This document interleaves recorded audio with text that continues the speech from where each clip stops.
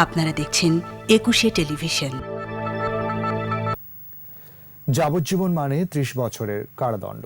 তবে আদালত যদি আমৃত্যু সাজা দেয় তাহলে সেটাই গণ্য হবে উল্লেখ করে রিভিউ রায় দিয়েছে সুপ্রিম কোর্টের আপিল বিভাগ। তবে এই রায় আন্তর্জাতিক অপরাধ ট্রাইব্যুনালের মামলায় কার্যকর নয়। প্রধান বিচারপতি সৈয়দ মাহমুদ হোসেন সহ ৭ বিচারপতির আপিল বেঞ্চ সংখ্যাগরিষ্ঠতার ভিত্তিতে এই রায় দেন। এর আগে ২০১৯ সালের ১১ জুলাই প্রধান বিচারপতির নেতৃত্বে আপিল বিভাগের পূর্ণাঙ্গ বেঞ্চ রায়টি অপেক্ষমাণ রাখেন।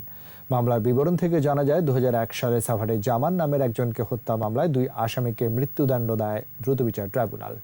এই রায়ের বিরুদ্ধে আসামিরা আপিল করেন। ২০০৭ সালে ৩০ অক্টোবর হাইকোর্ট দুজনের মৃত্যুদণ্ড বহাল রাখেন।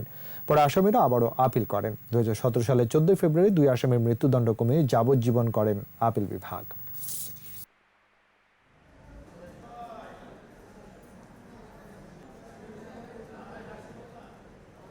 একজন যাবজ্জীবন আসামির ৩০ বছর সাজা ভোগ করতে হবে এবং সেক্ষেত্রে আইনের অন্যান্য রেয়াত যেগুলো আছে 35A ও অন্যান্য রেয়াত যে পাবে সেটা সে পাবে, যদি না আদালত বিশেষভাবে আদেশ দেন যে তাকে আমৃত্যু জেলখানায় থাকতে হবে।